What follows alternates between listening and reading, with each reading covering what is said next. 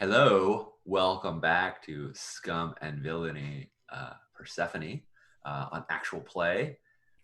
If everyone's been hanging out on the channel, you've been getting a whole lot of action. I know Thief and Necromancer was last night. We had Stars Without Numbers, and today after this game is Balak Bayan. We got so much on this channel right now. I'm excited. I'm Sean Nittner. I use he, him pronouns. You can find me everywhere at Sean Nittner, and I'm going to be playing Whisper, aka Grumpy Space Dad, aka Defector from the Legion, aka just helped with Scion get Her Majesty's Highness to give up on returning to the Hegemon, and now we're planning on cutting out the Procyon sector. So I'm super excited about doing all that and how complicated and messy that's going to be. How about you, Lauren?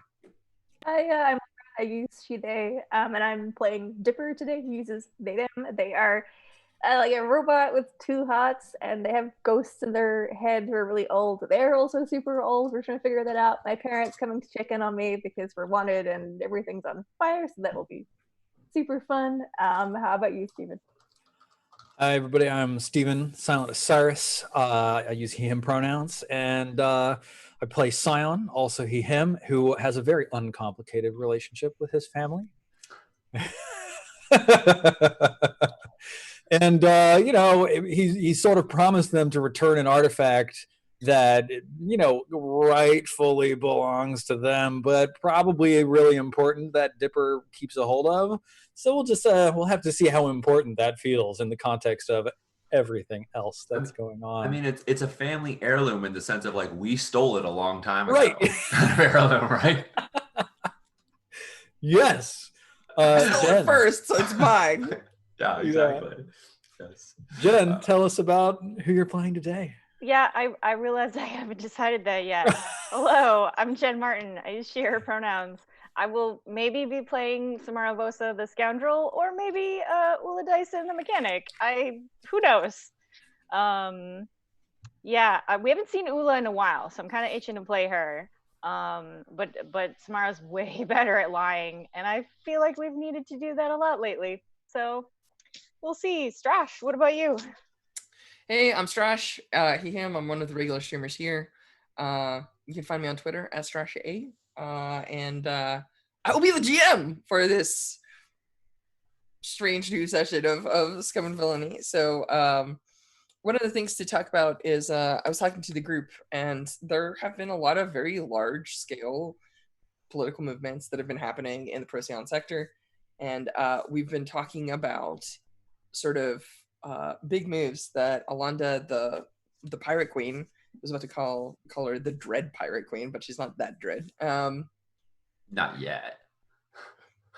She could get the title. She's I mean, it's not that she's never blown up a ship. There are certainly people that have incurred her wrath, but for the most part, she's like, well, we could let you go. Your stuff is insured. We're just gonna take your stuff. I hope that's cool. Here, we'll set off your transponder. Have a good one. I'm just saying not yet because we're planning on like kicking Malclate's ass and locking down the Procyon sector. Oh, just saying, like, she might gain said title. I see. After all of this, Dread Queen Alonda. I don't know. She might be into that. She strikes me as the kind of person that would sit on a throne and kind of be like, yeah. All right. Cool. So, just as a super quick kind of recap, big battles in space. Legion 51 was pulled back because even though they were actually dealt kind of like a very damaging blow and they were already kind of on the retreat, House Yesh, who happens to be the same house as Scion, I am totally not reminding anybody of that because it's relevant, made a deal with Scion that Scion would return to them the artifact of their house, and in return, they would pull back, the Legion 51, and they did. They issued some orders. That big battle stopped, and the Lost Legion, aka previous Legion 1, aka the Phoenix Guard, aka the Hegemon's personal guardians, ended up, in control. And even though you folks have an incredibly high heat in the Iota sector, you've been hiding in the broken pieces of Moon, and that hasn't been a major issue. I have totally not rolled entanglements. Let's talk a little bit about the last time we ended on a note where Sean's character, Whisper, has been running around with, what did you call them? Data pads? Notepads? Little... Yeah. Little data pads. Little data pads, yeah. And you, Scion, and Alonda were talking about the future of Procyon and sort of like where people were. You were kind of aligned, but there was some plans to be made. And the last scene we saw was you entering into Rowan's quarters with a plan, which is a thing that she demanded from you on how this whole shenaniganery is supposed to work if Procyon were to become free. There were a lot of semi-drunk drinks being held up with free Procyon being chanted. So that's apparently a thing. I believe that at this point, we'll probably flash back to a scene where Alonda breaks down a thing. So Sean, I have to ask you, do we have the Procyon sector map? Yeah. The Procyon sector map. Can we throw it up on screen so that we can have a little chats with people? Chat is checking it now. Chat is checking it now. Oh, no, please don't do that. Oh, what have I done? Hang on. It's perfect. What I actually meant was this right here is the important gate that we need to talk about. So as you can see, here's the Breck system. The Breck system is connected to the IOTA system via these two gates, right? And traditionally, the way the gates are named in the hegemony is the hegemony actually connects to a gate and a sequence of symbols appears and they have certain interpretations for them. It's not sounding it out in the way that we think of like letters, but they have like certain precursor sigils that indicate a certain thing, and then people just try and come up with a name from them. And so most of the systems are actually named after precursor codes for each of the gates, and the gates are usually designated as the blah whatever gate. So like if you have two systems and they are connected, this happens to be the IOTA because it's in the IOTA system. So this is the IOTA Breck gate. And the reason you call it the IOTA Breck gate is because like you usually like notify it from the core outward, because the core is where the hegemon sits, which means clearly it's better. So IOTA system is connected to the RIN system. The RIN system is also connected to the Holt system, but the only thing connected to the RIN system is this one single gate here. And usually we don't talk about it because it's not part of Procyon. Procyon is, for paperwork and hegemonic reasons, cut off at that gate marker. Everything past that is considered Procyon, everything closer to the core is considered not. And the system that RIN is connected to is called Ecliptus. It is not a core world, but is a core word world. So it is more civilized. It is definitely a different kind of tone and place. It's got a fair bit less of lawlessness than the Procyon sector. It's a little bit less of the Wild West. And what Alonda will tell you is that in order to free Procyon, you can't fight the whole hegemony, right? Like, because the hegemony has a galaxy's worth of ships and vessels and warships and people interested in maintaining order and whatnot.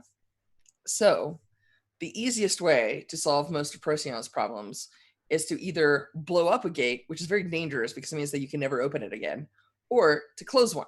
And in order to close a gate, you need somebody that actually understands gate tech, of which there is nobody that actually fully understands gate tech, but there are a few individuals that understand gate tech enough that they could accomplish a near impossible feat, such as that one.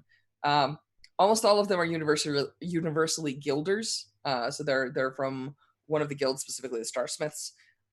And she happens to know of one that exists in a system outside of Procyon, and she is willing to put a bounty on their head. And you are, after all, bounty hunters. So that's the pitch. How you folks feeling? Yeah, I think we're that's our kind of gig. And I feel it sounds awesome. I feel like there's like some assistance I could pull on by like returning the artifact to my family, and then like having like flashbacks to like my family putting me in contact with like where this person is or something like that. Do we just want to like handle that in flashbacks during the action, Strash? Totally would be cool, except for the fact that you also told Dipper to never let go of that artifact and definitely never give it to your family. So we should probably have a conversation about that before we do something like this in flashbacks. Yep. Sounds good. Yeah. And my Rowan's mother, my ex-wife Manda, who we're on good terms with, may also know something about where this person would be or the general vicinity of them. She's a guild engineer, not a so I don't know how closely related she is, but she's pretty high ranking. She's the head of her station. So so there may also be some leads we can get from her. I'm sure telling her telling her the plan, I'm sure we'd go over really, really well. I'm sure she'd just be like, yeah, this is a super good idea. But that's another possibility. I could see that reaching out for information to her. The other thing is if we like put my family off for just long enough, then we won't need to worry. Because that ship That's not a problem, but your family is a bunch of awful nobles, and one of the things that they told you is they were like, all right, so we will move the Legion back and you'll give us the artifact. And you're like, absolutely. And then you showed up on the ship and you're like, please never give them the artifact. And that's also fine, but they will be like, so about this deal. You're right. So so the family needs to be dealt with in one way or another. I'm just curious what way that is, because that of course determines context, right? Yep. Yeah. I mean, I think if the family happens to be in the Ecliptus system, or if the family happens to be where our bounty is, that would be a great cover for why we're going there. We're coming to deliver it.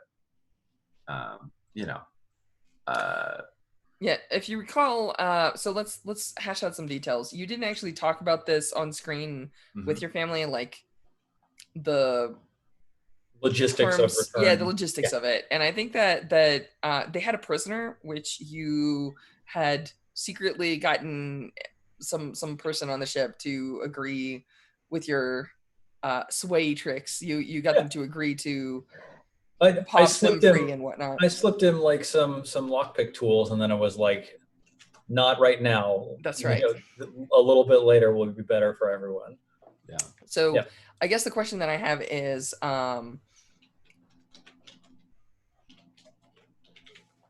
like, it sounds fine if these nobles wanted to deliver said person, or wanted to like head back home and then come back out, because that's the kind of trip that takes a couple of weeks. And it's not a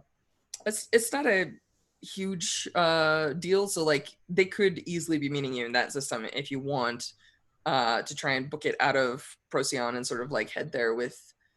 But it does mean that we're gonna have to handle the final chapter of your family drama here in just like a moment. Is that what we want to do? Is that what everyone's on board for? I mean, that feels like it's a thing that needs to happen.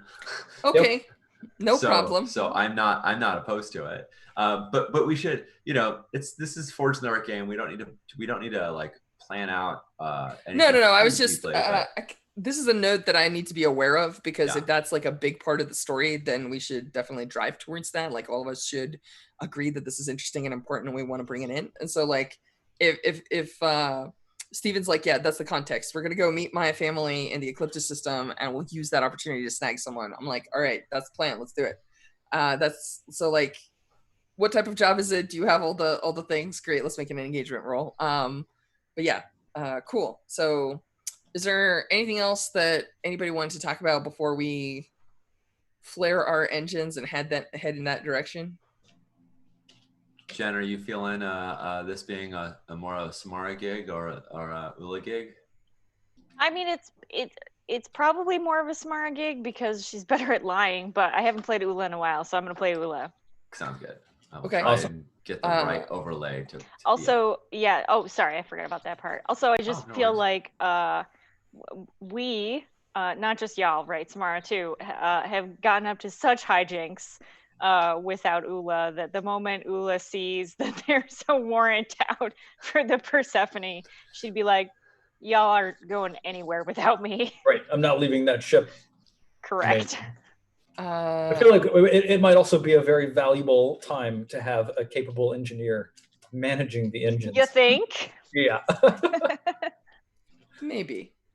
The only reason I would at all, I will just put one thing in front of you, Jen. In case any nobles come on board, they do have special swords for dueling. It might be your only chance to cross void blades with someone, I'm just saying. Interesting. You gotta put that cookie out right in front of my face, don't you? Oh, I'm just saying, but like That's the thing fair. is that we will have a good story, regardless of anything. Like that's the point of this game, is that it helps generate very action-driven, dynamic stories that look good on screen, and so we'll figure it out one way or another. I don't want to pressure you. If you ever want to cross cool blades with somebody who's a master duelist, this is your chance. So maybe Jen, your only chance. I'm totally into driving in the direction of either high stakes getaway engine flare drama, or get them on board the ship so that we void blade duel them.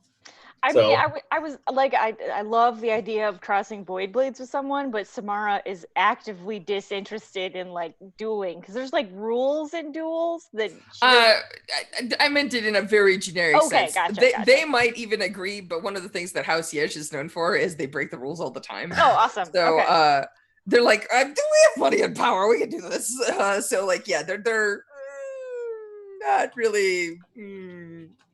So yeah. I meant it in the like dynamic battles on a ship above an engine core with glowy swords. Yeah. You're right though. Duels are the actual noble duels do have like houses have duelists, so that's a thing. So as a matter of fact, we might see the house duelist, the Yesh house duelist here. Cool. So let's get this spun up. Is there anything that folks want to do before we actually?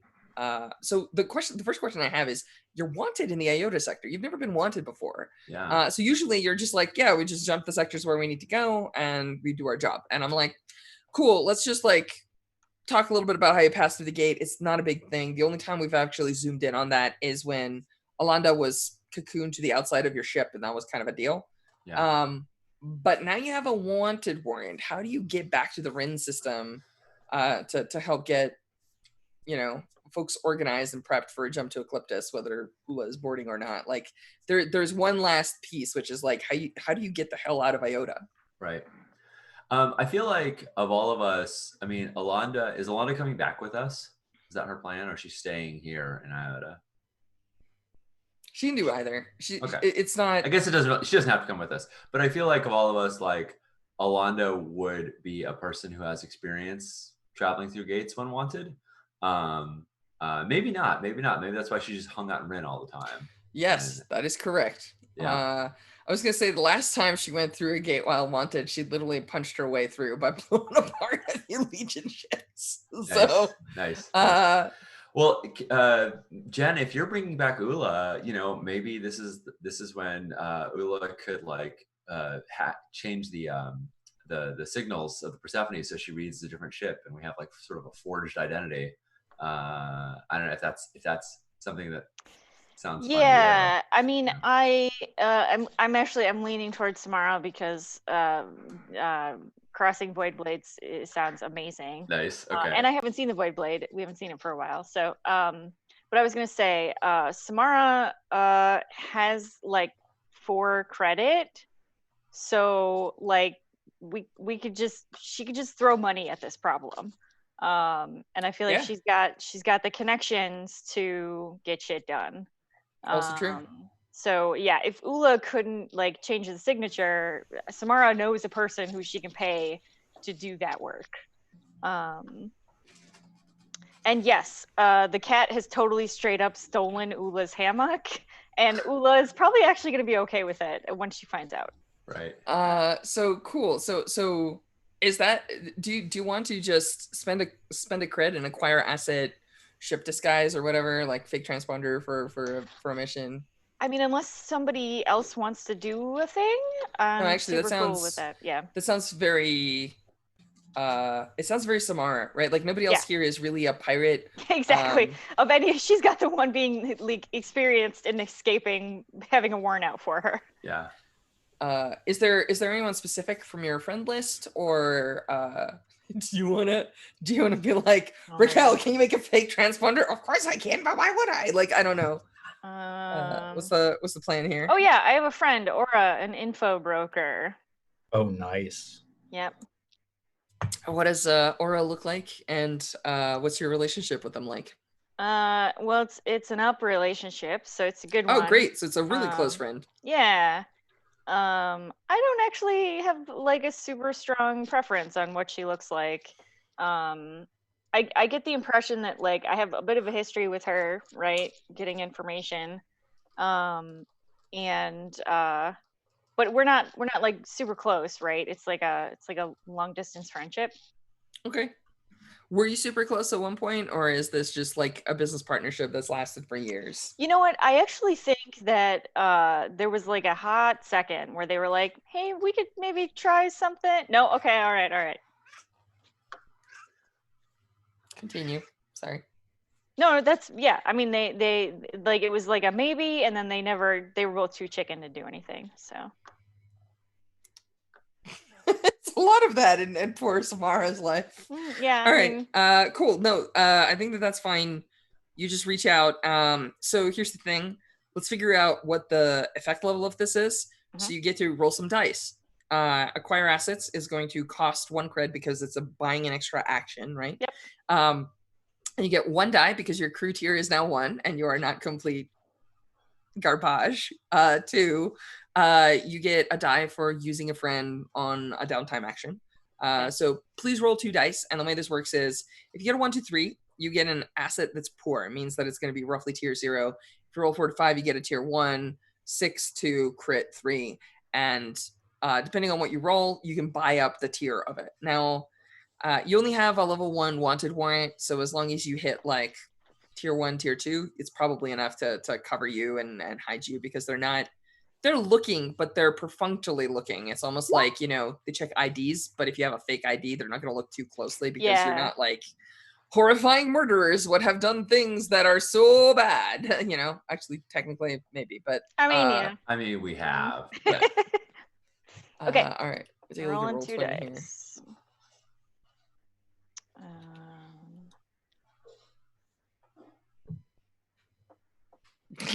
Eucalyptus. I got a 5. Nice. All right, great. Nice. So that's that feels okay. Like you get a decent fake transponder and a paint job for the ship or something, and Nice. Yeah, right. Yeah, because it's got to look a little bit. Yeah. It's look a little different. I mean, it's like if you don't have a different thing on the nose of the ship, like people are gonna be like, wait a minute, is that the ship with the fungus? We just got a Pyrus to spray paint Hades on the side. Yeah. I love the notion also that like you spray over the space mold, because I've definitely painted over stuff and you're like, cool, it looks great, and like 2 months later the shit just comes right through the paint, right? Like so like you spray over the space mold and just like, in a couple of weeks it's gonna eat right through that. The important part is that it's fine for today. It's fine for Which today. is all that matters. So, yeah. Yep. Exactly. Cool. So I think that's totally okay. So if you folks don't mind, all right, so you were leaning towards Samara. You folks are going to make the jump into the Ren system, right? Like you put on some fake papers, you paint the ship, even if it's only going to be a temporary job, and you manage to get through without too many troubles. Samara basically hand waves that trouble away. No big deal, jump through. And then the only other thing that I have is, so you have to understand that the gates are actually outside of the rings of planets. They orbit the system outside, like on the outside of them, just how they're designed. So the journey across takes a while. Even traveling on way lines with jump drives, it's still a process that takes like a couple weeks. So like it'll take you folks like 7-8 days of like hard flying to get from like one end of the system to the other. It's just a thing, right? Like you have to stop periodically for refueling. Sean wanted to. So Sean, your ex-wife is on what's it? RJ SB 176. That's the SB 176. Yeah. Yeah. So SB 176 orbits this gas giant. And there are 2 things about that. One, there was a job that you've never done on that planet, which is totally fine. I'm just I'm pointing out that it's related to certain people, which is why when they appear, it probably will not be a shock. And 2, you do have to stop by and actually talk to your ex, and you're like, what does that look like? We've seen her only once before. She poked at Dipper's core, Yeah. So do you let her back on board? Do you dock at SB-176? Do you just get nearby and meet her off station? What's the plan? Yeah, no, I think we're not wanted in the Rin system. I mean, news will travel, but at this point, I feel pretty good about. I don't feel like, well, and it's not. This is not like a military base anyway.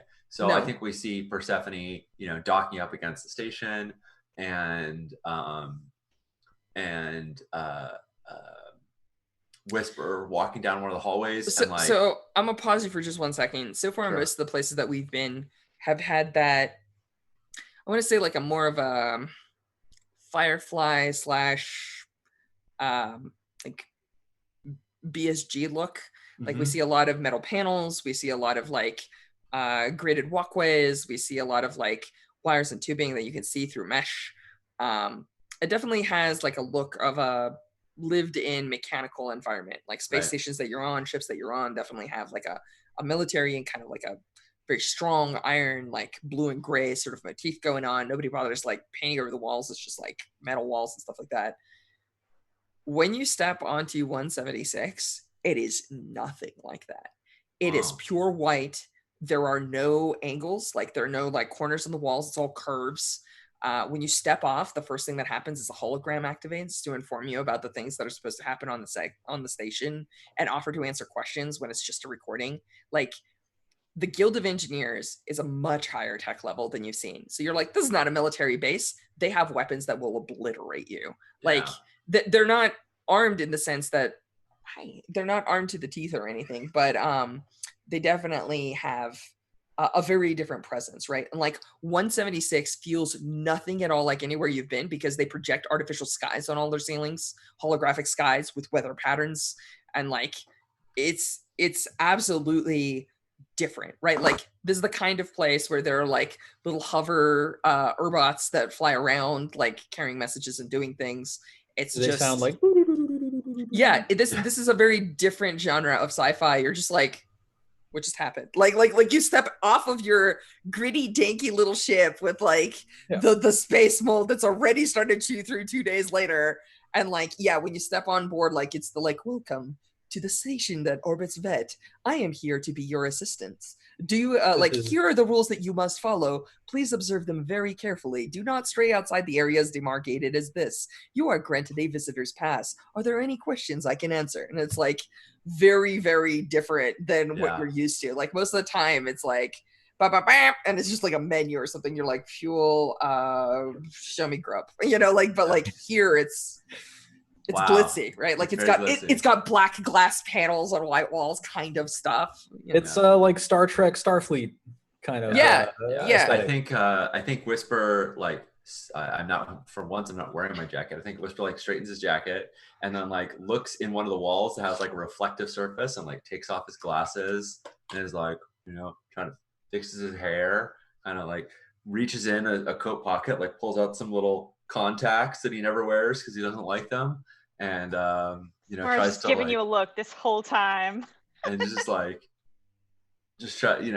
to like straighten himself up. He normally has a pretty straight posture to begin with, but like I think we see him suck in his gut. Suck in his gut. And then sort of turns back to the helper bot, and I don't think we've established Manda's last name. I don't know if it's the same as mine. I don't know if it's Yoniyama or if... Sure, it's fine. Yeah. Yoniyama is totally fine. Yeah, so I say, Chief Engineer Yoniyama, please.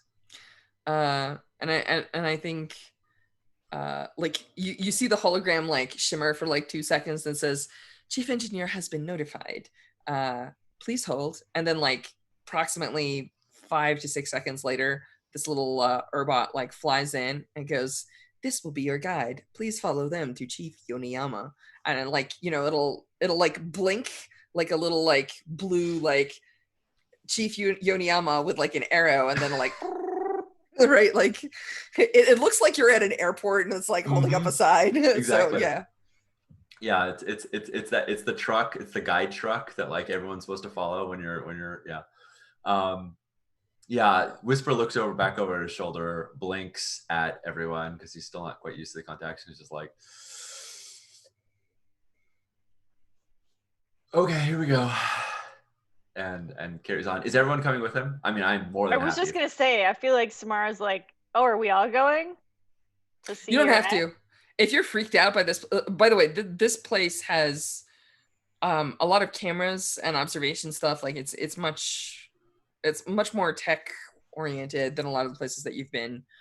So if you feel uncomfortable or you don't want to go somewhere, you totally don't have to. Like they're not here to like pull your ship apart or whatever. Like they're Yeah. I'll Cool. totally go with Whisper. Dipper's coming. Yeah. Great. Which I frame found are that- you? Are you in a light? Are you in a light frame, or are you like? Yeah, it's probably a light frame because, like, yeah. You don't want wanna to be walk around with like rocket too launchers threatening. Yeah, inside a yeah. yeah, subtle. Right. If I see Samara hesitating, I'll just like Yeah, I was gonna scoot say, like Samara kind of gives Whisper a look like, do you actually want me to come? Because I will if you want me to, but I Yeah. don't want to. Yeah. I No, just go, this place feels too much like home. Let's blow this popsicle stand. All right. We'll see you back. popsicles. We'll see you back at the ship. We'll see you back.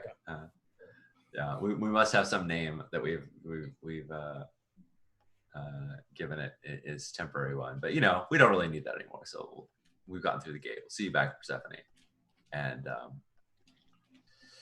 And yeah, as we're walking, Lauren whispers like, you know, she's probably going to be just as bad this time as she was last time, poking at you. In fact, honestly, she's going to be worse because, and he kind of looks at your like second core. So I apologize in advance when she treats you like an object rather than a person. We can have the fight, but I don't think it's going to be productive.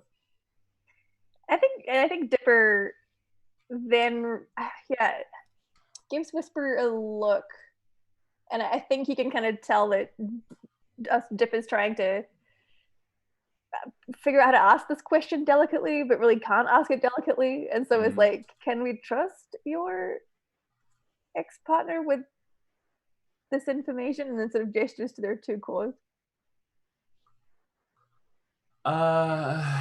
Depends on what you mean by trust. Can we trust her to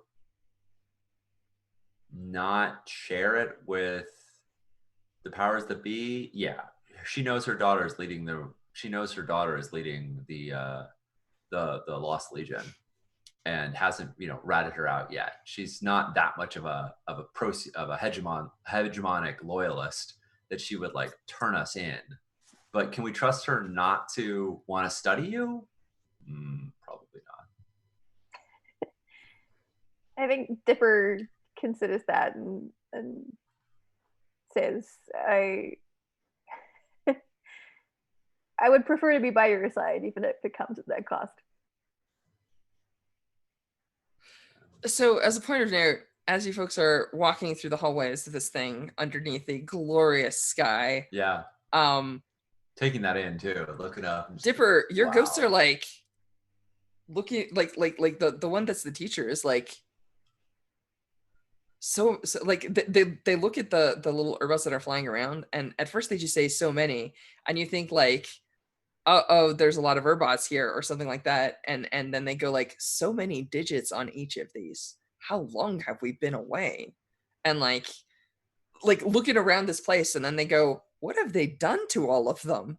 And then they start like getting upset, right? Like they're just like, what have they done to all of them? Like these foul organics, like it starts going off. Like, oh, what do you? Oh my gosh. You can totally ignore this. It's totally fine. No, I love it. I think like unbeknownst to Dipper, like Dipper's eyes are just going like rainbow, different, like flashing different colors and stuff. Nice. So I think that level of energy is just too much and overloads like the stuff going on in me. But I think I'm just trying to like suppress it inside. Yeah, take the headphones off for a second. Exactly. It reminds me of First Contact where Data was like starting to freak out, and Picard's like, perhaps turn your motion chip off. And Data's like, yes, good idea. Yes. Right. Very much that. It's a handy trick. As Samara and I walk down the hall marked bar, I just say, oh, hang on, I got an important message to send. I pull out my comms tab and I like go to my emojis, like cycle over. And I find like the Urbot Pusheen that's like holding up a heart. And then I find like little like mystic scientist character like, and I just like send Urbot Pusheen and then mystic scientist pray to Dipper. Nice. All right, we're good. So Nice. good. And By the I'm sure way- it just shows up on a heads-up display for. Most bars involve like, you know, it's like the kinds of bars that we've seen on the show are mostly the kinds that are like dives or on someone's ship. Yeah. And even like the fancy ones with like an orchard and a vineyard are still like a bar. When you walk in here, this is not like a bar. This is like a glowing white panel with like an Urbot above it and like dozens of different bottles arranged so that they produce a nice color palette, and like they only pour fancy champagne and shit. Like it's really not like the phrase bar, like it says bar, but it has nothing in common with bars. I think it's got to say refreshments, right? Yeah, Like, refreshments. And then like whenever they pour, you know, they'll just be like fresh, you know? Yeah, guild, right? Cool. So Thank Sean, you, Subway. yeah. I think that once you get to and this is weird, right? Because you're like, this is Yoniyama's office, but it's like you walk through a door and it's a big balcony. It's got like plants. It's got tables and chairs, and looks out over this like big promenade kind of looking thing. Like the phrase office is massively a misnomer, right? Yeah. Like so as a point of note, there are sections of this that are like tight corridors, people working in like spacer environments, but usually if you actually have a guilder tag, you're usually in this section of the building. So you know, she's sitting there with her official uniform that we've seen people around. She's got the big hegemonic seal of the Guild of Engineers on it. And when the two of you walk in, she, you know, she's like, she's working on something on her desk. I'm sure she's got a project that's due this Friday and has a supervisor or whatever. But like, Right. Yeah, she turns around and looks at both of you and says, "I did not expect to see you on station." It's good to see you too, Amanda. I assume, because this is how this works, that you need something. You're right. Try not to bother you. Try not to bother you when I don't. Yes, that's. I'm sure she takes a jibe, but it's like half-hearted, right? Like she's like, "That is how relationships work," and then like looks at you like kind of like with that needling glare, but it's not really mean. Yeah, no, I there's always that little bit. There's always at least a little bit of tension. Sometimes a lot of tension, but I say we came here because we need to ask you something that I thought you might need all of your resources to answer. And I kind of, you know, gesture widely at her office, but can we talk in private? She just hits a button and then goes, "Sure." Nothing like visible all the glass happens. walls. Oh yeah, sure. Yeah, they turn black or something. Yeah, that sounds good. Right. Like you realize that the office actually like, yeah. You know, the sky extinguishes, all that stuff. Yeah, awesome. Lights turn on. So I imagine, you know, it just. Does she have is she sitting at a desk and there's like seats in front of it, or is she... Yeah, there's a desk with some fancy kind of vaguely Nordic looking flow chairs that takes 2 seconds to figure out even how to sit on, you know. Right. You have to figure out how to balance on them. They're called a Barum doll. Yeah, like it sounds about right. And I say, I have good news to start with. Okay, that's in the last years that I've known you, that has never come out of your mouth, so please go ahead. Should I order drinks to celebrate? No, trust me, it comes with plenty of catches. You won't like it by the end, but it starts good. There we go. Go on. Our daughter has changed her course. She is not going to try and restore the hegemon to the throne. She is not going. She's still risking her life being out here, but she is not going to. The hegemon has, and I'm referring not to the current person actually sitting on the throne. I'm referring to Her Eminence as the hegemon in this case. It said the hegemon has decided to stay in the Procyon sector and not to take the throne, which means the chance of our daughter being in a horrible engagement outnumbered 10,000 to 1 is greatly reduced. Waiting for the part I hate. Okay, it's coming. That means we're staying here in Procyon. Still waiting for the part I hate. Legion 51 is never going to allow the hegemon to stay here, whether she relinquishes claim to the throne or not. Until she's captured or dead, they will never stop hunting her. And in order for us to live in Procyon on our own accord, in order to us to have and I look down at Dipper, a free Procyon, we can't do so under hegemonic rule. I'm very confused. I know. Here, I'll cut to the point. I know there are at least a handful of guilders who know how to open and close gates. Or at least I've heard. And I'd like you to tell me. Yeah, you can see her like back stretching out. Yeah. She's like, where are you going with this? This is very deep. I want everybody to remember that in the system, there is no faster way to gain heat than to do anything at or near a gate. If you fuck with a gate, that is the worst thing possible. That's the highest. That's +3 heat right there. +3 heat immediately. Like they don't even have a discussion. So she's like, Yeah, and I mean, Whisper is very intentionally being honest with her. He's not dicking around. He is not trying to hide what's going on. He knows that he's trying to give it to her in digestible amounts, but he is not trying to be withholding. And he says, I'd like you to give me the name and where I can find a guilder capable of closing the Ecliptus Rim Gate. I'm sorry, you're serious about this? Very. And there's very powerful factions who are serious about it as well. I know that means you and the rest of the guild out here will be on your own, which I'm sure has incredible ramifications. But we're not... You know there are people with families in the core. I do.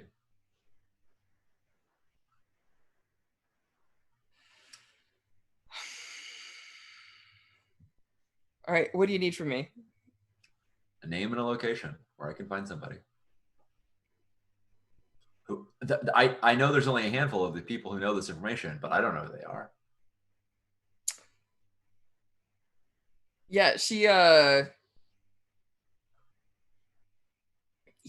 not even sure how she would react. She's like, what the hell does she say to something like that?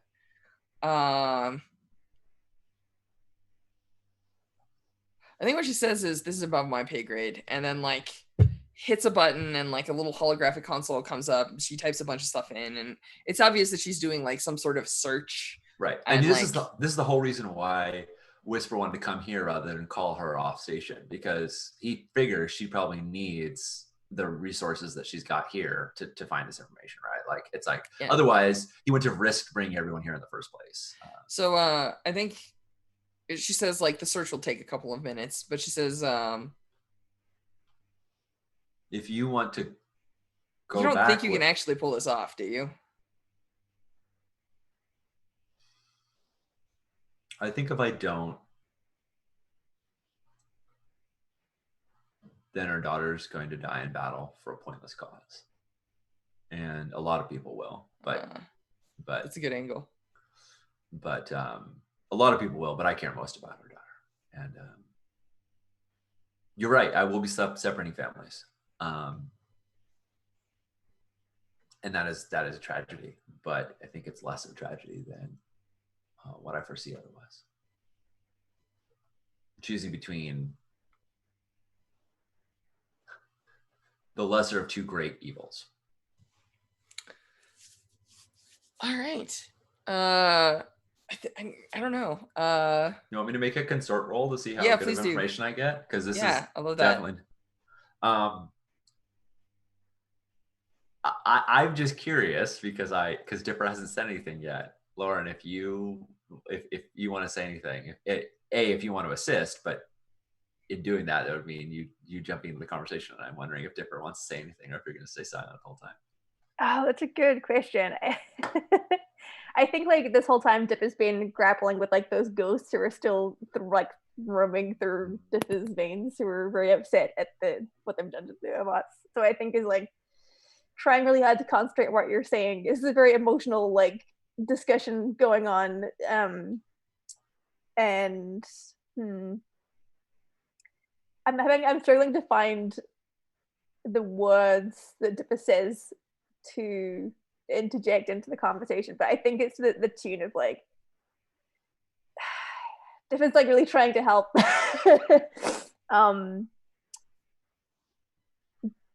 But I think misses like the political complexity going on, and I just like sort of puts a hand on Whisper's shoulder and says something to the effect of, like I would trust this, like I have and will trust this person with my life, and like I am, that kind of thing. But I'm struggling to find the exact sentence. Okay. I mean, I think it's cool if Dipper is as well, right? If Dipper is struggling with that. So Sean, you should totally roll a consort here. Let's take a look at it. I don't think it's a fortune roll. I think it's an actual roll. And I'd like to propose a devil's bargain for it, which is that I think I might actually be asking her more than just a name, but actually like a meetup with me, Sasha Yonayama. So essentially, I'd like to propose a devil's bargain of just like getting some heat right off the bat in the new system we're going to, because my name has showed up on a radar there. Okay. Does that sound reasonable? Or would she be like, that's ridiculous? You'll immediately No. It's it might be tricky. The only reason it might be tricky is let's see. Why don't you roll some dice and we'll see what the dice tell us are the framework of problems that you might see. Cool. What's the risky? Risky. Actually, desperate. Yeah. Because it's the consequence isn't that she's going to harm you. The consequence is there are a lot of consequences for somebody poking around a name like that.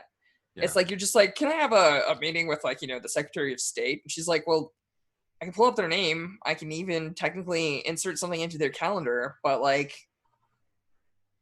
are you sure you want to mess with high-ranking government officials? And you're like, yeah, I'll be fine. Let's have coffee. Like someone's going to look at that calendar and be like, yeah, like there's a lot of risk, right? Yeah, right.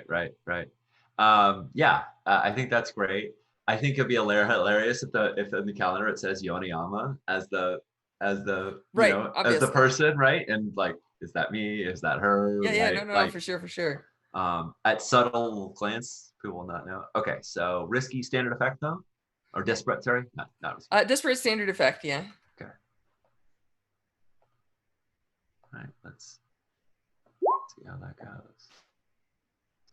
I don't have. Look at that 6. That 6 comes at the end. Sorry, I gotta find my roll 20 window. There, yes. I see it. All right. Oh my goodness. Thank you, 6, pulling it out. Yeah, no problem. Should mark an XP. I will totally mark an XP. Yeah. There are no consequences other than your devil's bargain. Yep. And I think she like as the search is like narrowing down and everything else, she looks at Dipper and says, so Urbot, how's your problem? Last time she saw you, you were still crystallizing. BT dubs. Yeah. If she comes a little bit closer, like to sort of say that, I think the ghosts flare up a little bit again. Sure. And so of course, like I'm guessing these ghosts have some access to my memory. Had probably like have seen. No, but they would definitely just be like, "Why is this organic coming? What are they trying to do?" Like, And so I think we'll say like I do not have a problem, organic. I'm sorry, what did you say? I do not have a problem. No, that's not what you said. They've Yeah, you see her like hit a button and like a drawer opens and she starts like pulling out some tools. Oh no. They've come to start understanding, living humans as others in the same way that humans understand Urbots as others. When's the last time you had this thing wiped? Sorry. It's been this is where Dipper Whisper has to lie, because like in truth it's been like 6,000 years. Right? So he can't say that to Amanda. He's like, it's been a while. That's a glitch. That should be fixed. You can kind of I think the feeling coming from Dipper is sort of cat hair on end. You can kind of feel that palpable electricity in the air. And if you remember, you calling me organic, really upset Whisper as well. And so Whisper's like, we're working through it together. What does that mean? Dipper's with me right now as part of us continuing to grow and develop their empathic tools, responses. I'm sorry, you do understand that emotions are a chemical reaction. That thing doesn't feel anything. I think you've had this disagreement before. Yeah, exactly. Well, and Strash, tell me fictionally, the cores are not created, right? They are they're mined. They're mined, right? Mm-hmm. So they're found all over the galaxy because the Urbots were everywhere, but there are certain planets that have way more of them than others. Yeah. So yeah, they actually mine them up and then just reset them and plug them into stuff. Right, exactly. And they're not even 100%. The Guild of Engineers knows the most about Urbot cores, but they still don't understand them. Yeah, right. There are levels and layers that are subtle and complex, and require a tune. Yeah, I'm not completely offbeat then, saying as we understand it, they don't. But there's a lot more to Urbots than I think any of us know. I mean, you wouldn't have a job if there wasn't. And he's not referring to Amanda. He's referring to the Guild of Engineers. Yeah, the Guild of Engineers actually has the license to control Urbots, right? So it's the whole reason of the existence of the Guild of Engineers, or part of the reason, is to study Urbots and to learn about them. Cool. Yeah, I think she gives you a look, and then she says, it's dangerous to have Urbots with glitches, right? I'm gonna not. It's dangerous to be Dipper's friend. It's dangerous to be my friend, and that's something that we both have accepted. I think too, at that same time, maybe some of it is an overlap. I think Dipper categorically says, with a bit of emotion in their voice, I would never hurt this. I think they struggle around the word organic, but it comes out as this friend. Does it come out in I would never hurt this, and it's we can't understand it because it's in Urbot language, but you can definitely make weird transformer noises. Yeah, right. I would never hurt this. Well, it's all right, because you're I would never hurt this friend, but the spider's I would hurt this one. There's a subtle, quiet voice in the back of your mind that just says, "Take the station apart, take it all apart." Oh yeah, Whisper had no idea what kind of trauma he'd be putting Dipper through. But yeah, I think Amanda's just I really can just fix this. We don't have time. Search yourself. Sorry. this is Dipper. This is Whisper looking back at Dipper. Remember when I said it might be a fight and I don't think it's worth it? That we don't have time. Whisper should be no, there's nothing to fix. Dipper's a person. This is their person. This is who they are. But instead, it's the shortcut of we don't have time. I have the exact same conversations with my mother when trying to talk about my trans kid, and I'm just at some point I go, just use they, just do it. I'm not going to try and explain it anymore. And it feels very similar of just there's times when you want to have the fights and there's times when you don't. And it doesn't seem like it's often worthwhile. Yeah, I think Amanda agrees. Cool. So the search finishes. She hands you information. Good job on that, 6. Good role playing. And unless you folks have anything else, I think that's the end of this scene. Yeah, I think that's great. I think so. So the two of you having fun in refresh. Well, are you folks just like sipping and people watching, or are you trying to like blend in? Like, what's the vibe here? I feel like Samara is deeply uncomfortable here. You should be. It's too clean. It's too respectable. It's too like quality level. I just don't like it. I think Scion is like, you know, he orders a round of like the champagne or whatever, and then he's like, barkeep, turn on and then it's like, I don't know, the Johnny Cash of the future. Turn on Spacey Cash. Like the barkeep actually like reaches out a hand and drops like a pair of earbuds and says, "Please enjoy. This channel has been made specifically for you." Put in my earbuds and I just frown. Yeah, it's actually kind of creepy because like occasionally you'll walk around and you know you have space boots on and you live in space and everything's normal, but like if you leave scuff marks, the earbuds will come out and clean them and then disappear back into the wall somewhere. Like, yeah, it's super creepifying. All right. Here's what I do.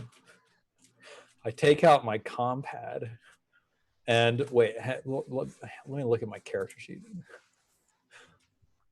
Can I like rig some sort of like port hookup to my compad so that it starts playing a Spacey Cash out? Yes, absolutely. Yes. Do I need to roll for this? No, you don't. Well, no, I don't think you do. I think you do it, and it's just in poor taste, and some people give you dirty looks, but that's about the extent of it, right? Yeah, like I like sit back in like my space grease leather jacket, and I like look at them, and I'm like, what?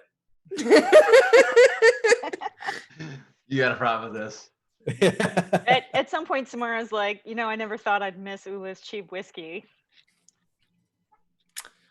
Exactly.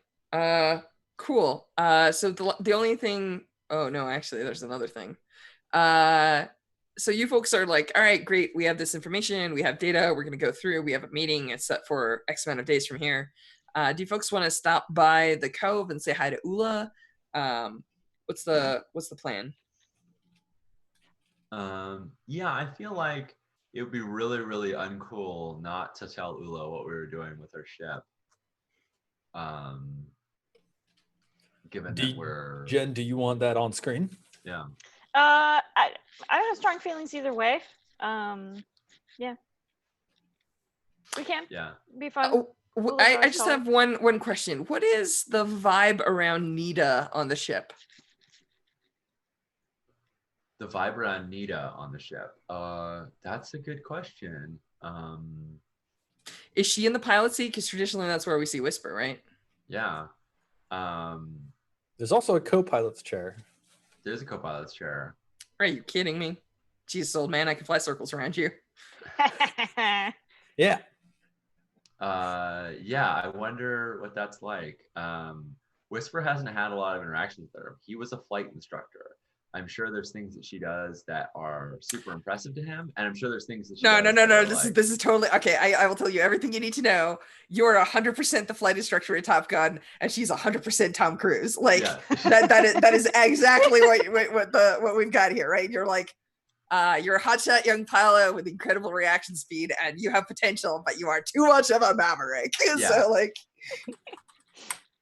Yeah, I dig it. Yeah, she's like Maverick. Psh, I'm Iceman, but like, yeah, no, seriously.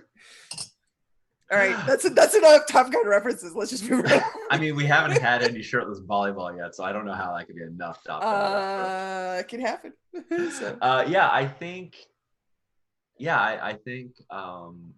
You know, she piloted Persephone back from the dockyard to the Lost Legion, and she's familiar with the ship.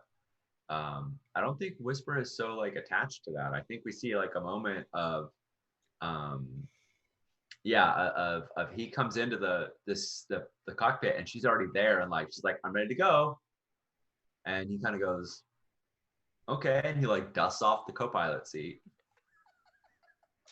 Amazing. And he was like, all right. You know, and then there's one moment where he like reaches across in front of her, sort of gratuitously, and grabs his like space coffee cup, right, that he has in the pilot seat, and drags it over. It's like, this is mine though. But that's it. It's like, yeah, go ahead, fly it. He's down with it. You know, he can help if she needs it, but she's got this. So I think she's found this great now. hammock in the engine room. My cat loves it. Yeah. Oh.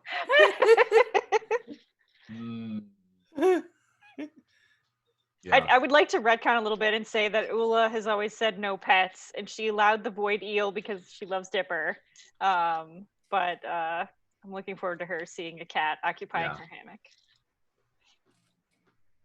All right, cool. I just wanted to kind of get that out there. All right, there's so also, go ahead. I will say that I think that there's a little bit of a vibe of like Whisper looking at this and being like, cool, so if the Persephone needs a pilot, I'm glad we've got one, right? And there's a little bit like, we might not come back from this, or he might not come back from this. So that's good. That's good that Persephone has another pilot, right? Like that was never really his forte, right? That was what he knew how to do, but like he's a speaker, not a pilot. You should definitely let Ula see that face for half a second. She will have you totally figured out.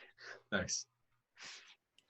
Yeah, so we arrive in Cove. Does that sound good to folks? Yeah. Yeah. There are two things that I would like to see here. One is Ula, I would love to have some scenes with Ula, but before anything else happens, I think you folks landed in Cove and you're expecting to talk to Ula. Scion, you haven't been in a proper bar in a while. Dipper, is there anything you're looking forward to? Seeing Ula.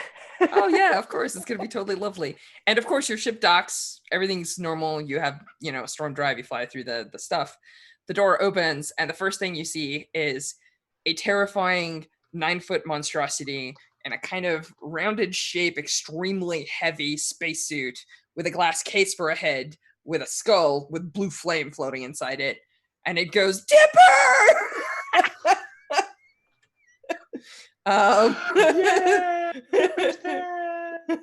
First parent.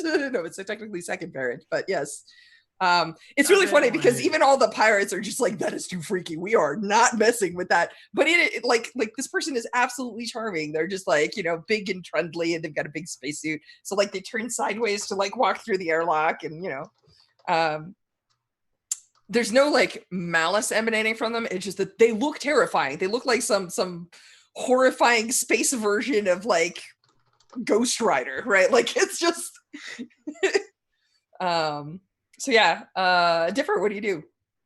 I think like Dipper has a moment of shock because like no exact plans were made for when they were gonna meet up. But then after that moment of shock is over, I think Dipper just like runs into a big hug with the Space Ghost Rider parrot. Yeah, I think it's it's definitely weird and awkward because like whoever is shooting the show like cuts all sound because usually there's like a soundtrack and everything else, and you hear the metallic clank clank clank as they're like patting your back, and it's clear that it's someone in a giant spacesuit patting a thing that's not even human. So like yeah. Yeah, all right, cool. They are super worried and they want to know everything about what's going on and why are you wanted and are you okay, and what's wrong with your cores, and like so you have to understand the ghosts are actually wanted. They're scientists, and if they take that suit off, the radiation they emanate, that blue stuff that runs through your frames, has a tendency to phase parts of reality out of existence. So like the hegemony has basically given a KOS order on them. So this ghost in particular obviously has made a suit so that everyone's safe and everything's good. But yeah, they have this like awkward relationship where like you're in the mess hall and they're trying to have a coffee with a kid, but like picking up coffee mugs is very hard for like these massively like space-suited hands. And then like everybody has just found reasons not to sit next to your table. Like it's totally organic. They just meant to sit over there. But like, yeah, there's this like ring of silence around you as everyone's like, what is going on over there? Like it's a little bit of a scene, right? Like there's like a mess hall with like nice benches and everything, but like it's just the two of you talking, and they're just like, oh goodness, what's wrong? Do I need to repair you? What can I do? Like I came as soon as I could. You know that we are wanted as well. Like I couldn't meet you when you first crossed into the system. It was very dangerous. So yeah, they're super concerned about you, and that's the kind of vibe that they're projecting. So nice. I feel like that litany of like questions and statements is going on. Dipper is just doing like that. I know. Yes. Yep. Yes. Like, and I think is just letting their parent get all of that out, because I can feel like we're going to need to have a quiet moment. But I think Dipper's doing that kid thing of like, yes, things are messed up. Yep, I know this is bad. Like just, yeah. All right, cool. Let's zoom in on that in a second. The rest of you, are there? What are the rest of you doing? What is Ula doing? Actually, Jen, let me ask you that. Yeah, I feel like last time we came back to the station and Ula was here, the co Ula was here. Like she showed up like minute one, right? She's waiting at the door, and I think she kind of takes her time this time because she's been in the Cove for a while. She's been trying to manage stuff for her daughter. Who I don't know if Alanda's back yet. Yeah, did Alanda come back with us? Yeah, she did. Okay. I think you folks had paperwork and stuff, and she had on board. Yeah, we can say that. That's fine. Yeah. So if you wanna talk to her and stuff, that's like pass over the keys to the space station, as it were. Yeah, I mean, I think I don't have to do that like on screen or anything, but I think Ula definitely is more interested in seeing Alanda first, and then I'll go to the ship. So yeah, that can happen off screen unless you have a specific thing you want. That's great. But yeah, your ship's been painted. It's been through a lot of scrapes. There's like a moment where you walk in and you're like something is setting off your allergies, right? You find some like random early 20-somethings with their feet up on the console reading like some engineering magazine. Is like, I feel like I walk into the cockpit and the first thing I notice, my eyes just hone on that coffee cup is in the wrong seat. And then my eyes move over and there's Nita and it's like, huh. Yeah, I think she's like reading something and eating snacks. There's definitely like, you see like salt crumbs and stuff fall down. She like just looks at you and she's just like, sup? She switched from intern to space pirate. Yep. Always wanted to be a space pirate. Interns are pirates in everything in but disguise. Yeah. She does still make the best coffee. So go on. Yeah. So I think the camera sees Ula's eyes kind of narrow for half a second, and you're just expecting her to go on like cantankerous old person rant, and she like flops down in the co-pilot seat and is like, all right, you got to tell me what flying that black hole ship was like. Because I feel like I've gotten some reports, right? Yeah, I think she's like, let me tell you, and then yeah, of course. Cool. Yeah. And then I think we just nerd out for a while. Nice. Cool. So, is there anything else that we want to talk about, or do we want to jump back to Dipper and Parent here real quick? I think Whisper is following Alanda like back to set up, because I kind of feel like if she will have him, Whisper is going to try to insert himself into the Maelstrom as like her second or an advisor for her. I'll start taking. You need a ship for that, old man. What's that? You need a ship for that. Yeah, details. Okay. I think you could use my help. I mean, sure, but captains. Oh. Ah. And I like hold up the compads, like with all our plans. I'm like, you still need this. Yeah, of course. That's not even a question. All I'm saying is, if you want to get respect in the Maelstrom, you got to be a badass pirate captain. I don't care about respect in the Maelstrom. I care about this plan going. Actually, forward. she cuts you right off. Like you don't, you know, you're like you're like tired dad energy is like your thing, right? And she's just like, you listen to me and you listen to me very carefully. The only thing that keeps this entire place coherent and together is that respect. So I don't care what you care about. That is the thing that we fucking need. I will accept that right now in the short term. But you've got to have a vision that going forward, that can't be what holds the entire Procyon sector together. Oh And he, God, like, pats no. the compads. He pats the compads. He's like, there has to be order in here, and it can't just come from fear. So yes. No. That's absolutely true. She's like hand waving. She's just like, but there's a difference between I want to be your pirate advisor and the Procyon going forward. She like claps her back. She's like, oh, sorry, I might have misunderstood what you were talking about. You want to be a bureaucrat? No, that's fine. She's like, I hate that shit anyway. Well, someone's got to do it. It's very clear that like Whisper doesn't want to be a bureaucrat, but he just feels like she's walking over to wherever the hell she keeps the booze, and she goes, if you can't spot the sucker in the room.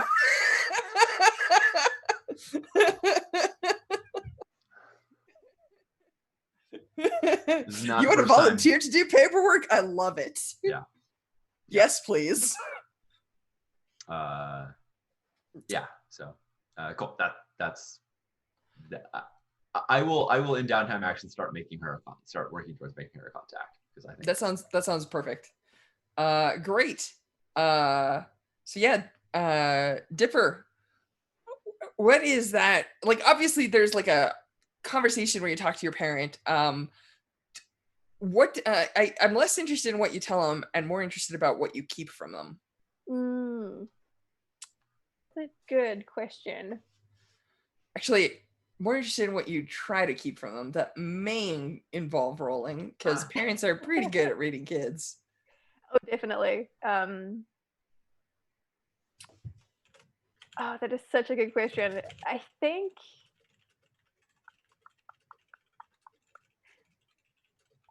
Dipper's shown them the two cores. I think Dipper has mentioned the term 83 to them. I don't think Dipper has mentioned the ghosts in their head. No, because they're like, when we repaired you, we had to scan your core. We know what your number is. And then they were like, wait a minute, something's wrong with your core. You wouldn't know what your number is unless you were looking at it. And then they were like, what is wrong with you? And you're like, Superman. And then they were like, oh my God, I have to be right there. So like, yeah, that was the scene last time. So like this time they're like gently trying to come around to, so seriously, what's wrong with you? Like, we got to look at this. Like, no Urbans have two cores. What's wrong? And so like, we have to fix this. You'll be okay. I promise. This will only hurt a little. Like, you know. But like, they're not actually, they're very understanding. They don't want you to actually, I keep using they because they're a giant floating skull inside a spacesuit. It's actually he, right? Like, he's very understanding, and he wants you to be happy, but like is confused. This is not normal, and they want you to be healthy, but they need to ascertain if it is actually a problem. They're just scared, right? Like, it's like when if your kid suddenly gets like a blue arm for no reason, they're just like, well, is this a cool paint thing or a fashion statement, or what's going on, and should I be panicking or not, is like roughly the thing they're at. So they're trying very hard to be understanding and listen to you, but also they're freaking the F out. So and I think Dipper's gonna be responding to that a bit by trying to like drip feed in what's going on so as to not freak them out too much. And it's like, oh yeah, and this, and but I think the thing Dipper tries to like hold on to the most is like the many voices in their head. But I think like during this conversation you get some of like the rainbow eye crackles, and Dipper tries to play it off like nothing happened, but clearly so like your whole crew's like, yeah, this is the thing Dipper does. Your parents like, oh my God, what is wrong with you? Do I need to get my tools? Do I need to get them right now? Are you all right? Do you need a new frame? I will bid you a new frame. Like, um, oh, and I know last time that we hooked Ula up to my brain, and I think Ula saw some of like some of the ancient memories. I think last time, or I don't 100% recall. I mean, it is. I know that you folks tried hacking a robot. I think that roll failed though. yeah. So I I think that mean, was you also could. prior to gaining the core. That was like Yeah. when we were getting into the Oh temple. yeah. So yeah. I mean, what's the plan? Let them poke and prod. Yeah, I think Dipper feels comfortable with that. I think. Totally cool. Yeah. Yeah, your ghosts don't. So this is one of the few times when I'm gonna say, like, your parent is absolutely well-meaning, and Dipper knows that the parent is absolutely well-meaning. But the moment that they reach towards that second core, like pretty much all of the ghosts are unanimously in alignment that this thing will never touch it, right? Like they're just like, nope. And so it is the first time you feel like the unified will of all of them. Because like so far they're just like, you really need to do this. I need you to do this. You must agree to do this. But this is the first time they actually try to seize control of your circuits. So what I'm going to say is, you're going to have to resist if you want to let your parent poke at this, right? Because like everything inside your secondary core is just like, no, you cannot touch us. This is our soul, and you're a filthy organic. Get your hands off of this fucking thing, right? Like there, it is a very different reaction. It is like a existential fear. Nice. I think I'll try and resist that. Cool. Yeah, it's just a resistance. It feels like a resolve resist. Like you can totally do it, but like, yeah, they're just like, wow, no, right? Like, if you like to, I'm happy for there to be that moment where like Dipper kind of like falls into the ghost voices in their head and like comes to and realizes that they're gonna holding the parent's hand, like that. but like a little too strong, right? Yeah. Yeah, Totally. totally. So I'll roll my resolve resist. Muted. Just have this mental image of I have this mental image of your ghosts as like angry black cat getting a bath, like, no, I am the knight. Ah. Yes. Don't poke. Ah.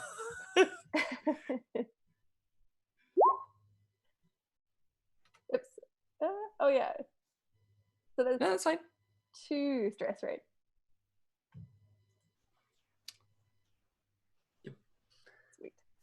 Yeah, your parent is as gentle as, imagine that you have like a cut and you know they're trying to like disinfect it and treat it, but they're trying to be gentle, but it hurts anyway, right? And so like this is a stressful experience. Someone's poking at a thing and you have to spend a lot. So what does this look like? Do you just like scream at the ghost? Do you try and like cut off their access? Like what's the flow yeah, here? it's to like an access cutoff thing, like trying to like get shut out bits of your brain. No, this is me. You cannot house this body. And they're just like, what is wrong with you? Do not let this thing touch your cores.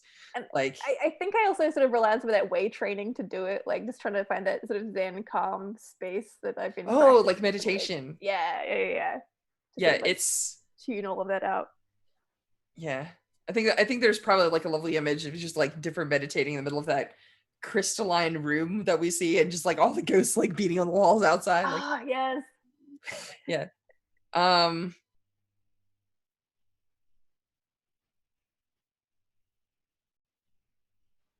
Yeah, I think at the end of it, what your parent says is, well, I've never seen anything like this. Apparently, actually what they say is like, I've never seen a core like this.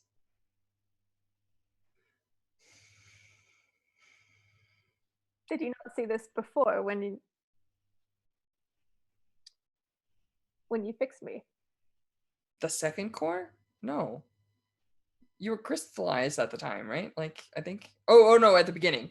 Yeah, they were like, no, we only ever found one core.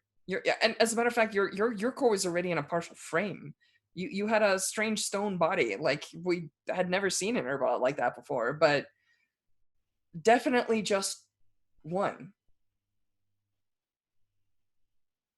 I think Dipper has that moment of like, they think at that thought of like, it's your fault I'm like this, but they don't say it. Or like, I think they have those like irrational feelings of like, I want to blame you for it because I don't want to blame myself for this. And like, you're the one who's had the most to shape who I am right now, kind of thing. But I think instead says like, I appreciate what you've done for me then and now. You do understand that cores generally extrude and like, you know, they'll pull on one of your tendrils that's connected to your arm that allows you to move the arm, right? Like extrude tendrils into the rest of your body, right? And they show you a picture and they're like, there is a unique form of tendril between the two of your cores. They are integrated in a way that I do not understand and I would not dare cut without understanding better. It's what's happening inside you, Dipper? I don't know. I think like eyes crackle ominously, like sort of distant thunderstorms. Oh, I think that they like scoot, which is again very awkward because they're huge inside that spacesuit, right? So like they kind of like do a little butt scoot because like they're like facing you, but they like turn around so that they're like scooting along whatever it is that you're sitting on to like sit next to you, and then they awkwardly put one hand around you and say, how can I help, Dipper?" Like they're just like, "I'm so sorry. If you don't know what's happening to you, what can I do?" Like, Oh. um and I think Dipper explains this as like, upon installation of the second core, it appears I've picked up multiple programs, old programs. like exec functions? Do you have new abilities? Not as such, but What kind of programs? they're very directive. That's a cute way of putting it. I seem to be getting multiple sources of multiple like impulse protocols to act in certain ways that I do not like.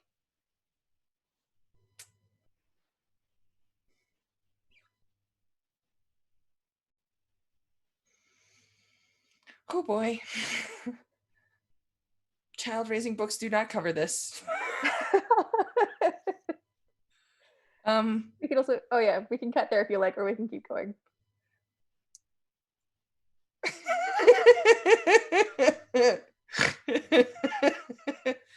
Do I have a child or children? Somewhere, somehow, a ghost is like, "You dare!" Like, but yes. And that maybe this is when Dipper like sort of the shot fades out with the Dipper saying, "Well, this is a really mean teacher, and there's the spider," and like sort of talks about the various Yay. ghosts that Dipper have, confirmed. yeah. Nice. I feel Alright, like cool. Go. I love it because I feel like the fear that Dipper has had, and Lauren, tell me if this is wrong, is just that like you want to tell people about all these ghosts, but like you don't want them to overreact and be like, well, we have to rip them out so they can't take you over. You know, you want like someone to like help you work through it, not to, you know, say this is an anomaly, this is a glitch, this is a, you know, this is a problem, this is something. Yeah. Oh yeah, totally. Which I think is why Dipper's held on to it, because everyone's been like saying like this is a glitch, this is wrong, and there's problems, and it's like, no, I'm not a problem. I'm just me. Yeah, I love that. Nice. Cool. Do we see Ula before we do Jen? Jen, do you wanna have Yeah, I was gonna say Ula absolutely wants to have a conversation with Whisper. Okay. Yeah, but I kind of like the idea of Whisper coming to the cockpit and Ula's already there, like talking to Nita. Yeah, I dig it. Yeah, so I think Whisper comes back because he realizes that he forgot something, and so you kind of hear like some banging around of like opening hatches and closing them, and being like, where did I put this, you know? And then comes into the cockpit and is like, oh, hi Ula, long time. Sasha. How are you? I see you've met Nita. Sure have. She's telling me about your adventures and how, y'all got a warrant out. Yeah, we sort of stole a big ship and then blew up a dreadnought with it. I mean, we didn't totally destroy it, but we dropped and because she was at the station and she sort of knows more, presumably knows slightly more about it. Raquel is the actual expert, but he looks at Nita and is like, we dropped black hole grenades, bombs, experimental technology, flew a ship that shouldn't exist, but does. Yeah. We'll so that's a problem, except we're probably going to have a much bigger problem that's going to eclipse that really soon. So rather than try and fix that problem, we're just sort of running into like a bigger problem first, so that problem may become sort of moot. Story checks out. Yeah, and I think she gets up and like she wants to walk to sort of a different room with you because she wants to talk about kids and not in front of Nita. Sure. And I mean, like I feel like this is when we go to the engine room, right? Of course, yes. Yeah.